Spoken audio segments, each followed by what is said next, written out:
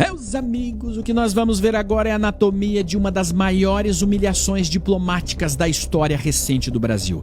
Imagine o cenário: o homem mais poderoso do seu país, aquele que tem o poder de derrubar presidentes, de censurar redes sociais e de ditar o destino de 200 milhões de brasileiros com uma única canetada, descobre da pior forma possível que o seu poder termina exatamente onde a soberania americana começa.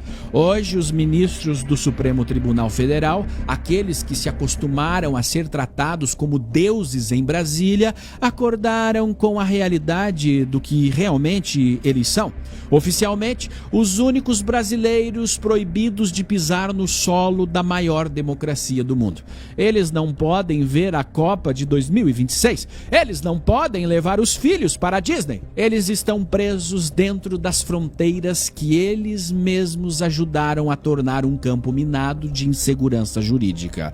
E não se engane, isso não é só sobre futebol.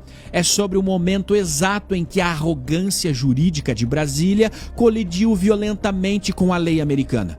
E para ler a fumaça dessa fogueira, precisamos entender que o que está acontecendo nos corredores do STF não é uma indignação política, é um choro de humilhação. Visualize essa cena comigo agora. O ministro do STF, acostumado a ser reverenciado por advogados, políticos e pela mídia tradicional, tendo que encarar um agente de imigração dos Estados Unidos em um aeroporto. O agente escaneia o passaporte e o sistema apita em vermelho. Pi, pi, pi, pi, pi, pi, pi, pi. É a ordem curta e grossa. Inadmissível. Em 28 de maio de 2025, os Estados Unidos inauguraram um novo patamar jurídico ao promulgar a lei que veta vistos para autoridades estrangeiras que se envolvem diretamente em censura contra cidadãos americanos. Foi o tiro de aviso que Brasília ignorou.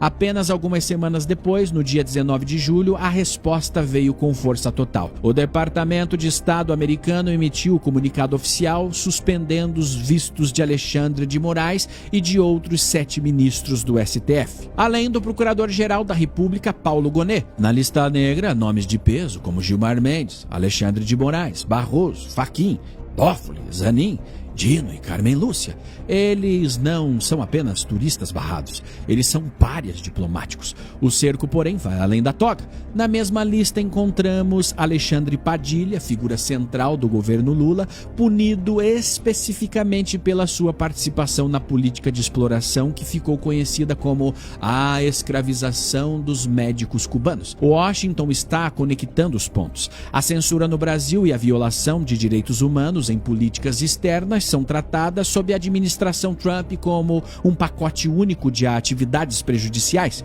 É a aplicação literal da seção 212 da Lei de Imigração dos Estados Unidos, que confere ao secretário de Estado, Marco Rubio, o poder discricionário de impedir a entrada de qualquer pessoa que ele considere um risco à política externa ou à liberdade de expressão.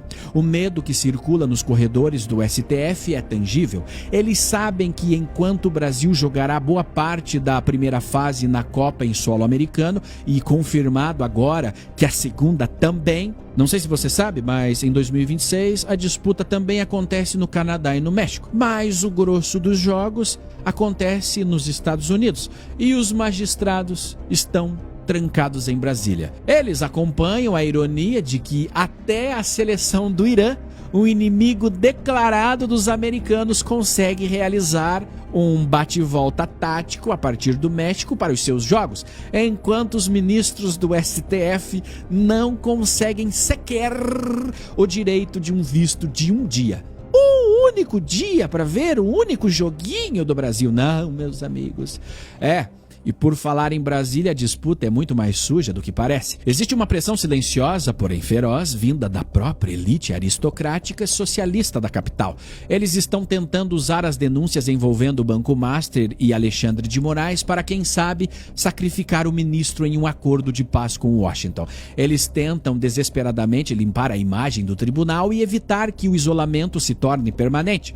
A tentativa patética de melhorar a imagem em julgamentos específicos é apenas apenas uma cortina de fumaça. A verdade é que o STF está queimado, está sujo, e a tentativa de fazer política ao invés de aplicar a Constituição está cobrando seu preço.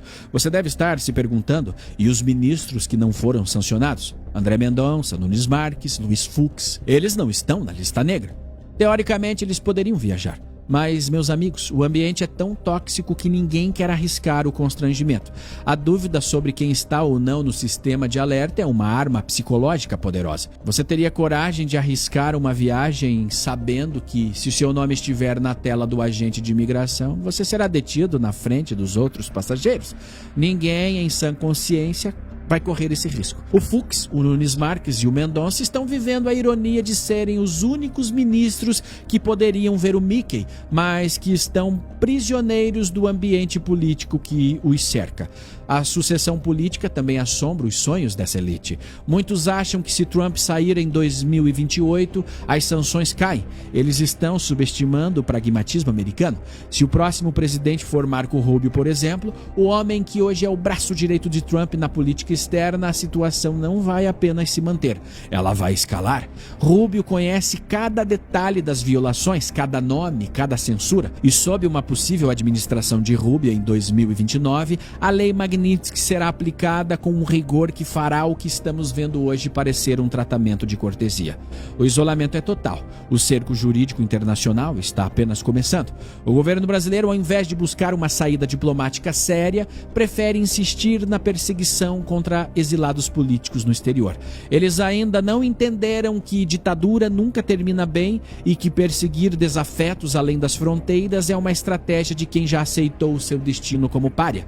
E se você entende que essa é a primeira fase de um acerto de contas histórico, onde a soberania americana serve como último freio contra o autoritarismo de Brasília, eu quero que você desça agora nos comentários e prove que a nossa comunidade de inteligência estratégica leu o tabuleiro antes que as cortinas caiam.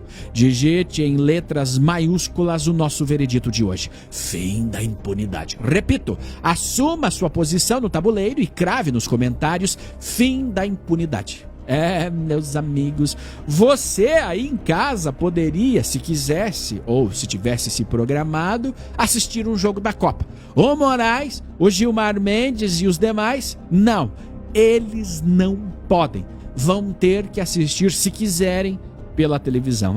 Meus amigos, o mundo gira e os poderosos agora estão de fora.